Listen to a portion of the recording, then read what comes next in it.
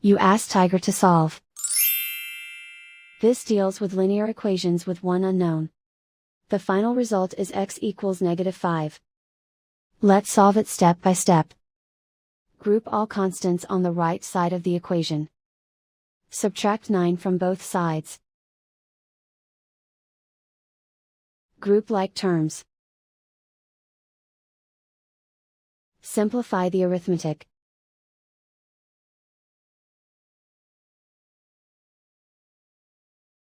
Isolate the x.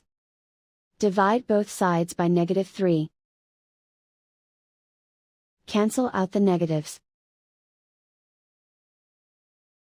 Simplify the fraction. Move the negative sign from the denominator to the numerator. Find the greatest common factor of the numerator and denominator. Factor out and cancel the greatest common factor. And so the final result is x equals -5.